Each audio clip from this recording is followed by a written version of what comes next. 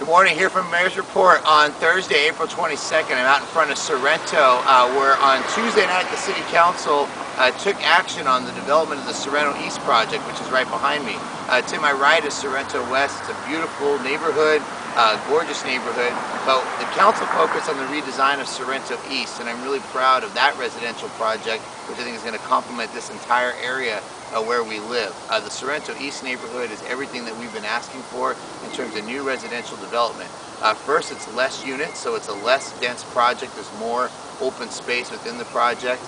There's a less total number of units, but the vast majority of the units are single-family detached units as opposed to the attached product, which is something we've been asking for. So the fact is, it's a 480% increase in single-family detached units from the original approval. So I think that's something that's going to provide a benefit to the market. The single-family detached units have larger private yard space. There's more pedestrian pathways. There's actually more parking within the project.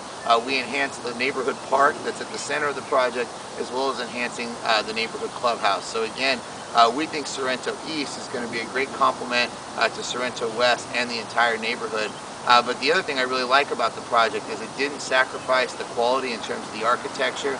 These are beautifully designed homes in Sorrento West, and it's going to keep that Italian theme for the entire Sorrento neighborhood, which is something that we didn't want to lose. And we paid particular attention to the homes on the main streets and on the corners that have particularly enhanced design features. So again, something that we're really proud of, and talking to some of the surrounding business owners, I know they're really proud too and happy about that because of the fact that you have more people moving into the area. I think will be a benefit in terms of helping the promenade as well as Grafton Station and when they move forward more on the commercial side. Other actions that the council took at the council meeting, at first we had a couple recognitions. We recognized the Fallon Middle School competition team for winning the Grand National competitions. Want to congratulate Christine Cousins, their coach, and I'm really happy that she's coming over to Dublin High School to spearhead our cheerleading program and hopefully build that up to national recognition. So you recognize the Fallon team. We passed a resolution recognizing that Bike to Work Day is coming up May 13th.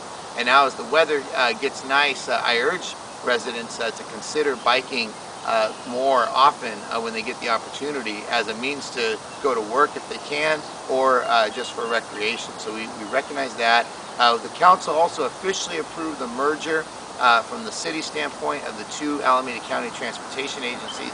I talked about that on this before, the need for more governmental efficiency. Our boards approved it originally, but then it had to be approved by each of the member cities, so the City of Dublin took action on that. Other items of note is we did a general plan amendment actually on Scarlet Court. You might recall I talked about how we vacated certain portions of the street.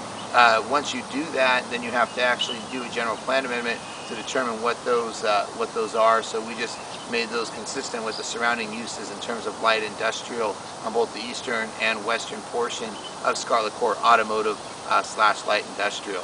Another item that I'm really proud of the other night is we took a look at the historic park operations. As you know, the Dublin Historic Park project is moving forward. I've talked about that before. Should be opening later this fall. We officially named it the Dublin Heritage Park and Museums, the entire complex, both the existing Dublin Heritage Center and the historic park. So the entire complex will be the Dublin Heritage Park and Museums. We decided not to compromise on the hours of operation. That was one of the points of discussion.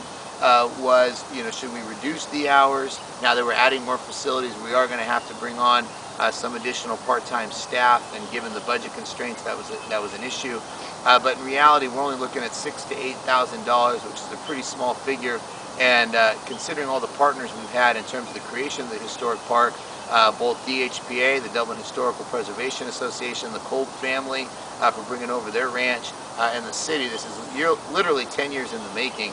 So for a $6,000 to $8,000 increase for part-time staff, we felt it was worth doing that because so much has gone into this project. And actually, we're going to have a gala grand opening, and we think we'll be able to fundraise that amount of money and more to help support the entire area.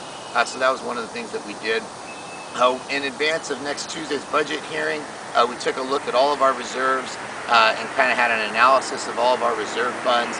We classified a lot of our reserves to figure out, a lot of times people see that big figure in reserves, but one of the things that we wanted to do was make sure we had an understanding of what those designated reserves were for long term, and that we're very cautious if we end up having to use any of those reserves, because most of those have long-term funding obligations. So we took an analysis of that.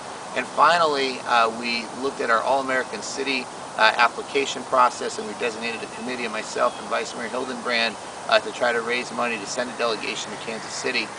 We are not going to be using general fund dollars for that, so the idea is to try to privately raise the funds. So Vice Mayor Hildenbrand and I will be working on that.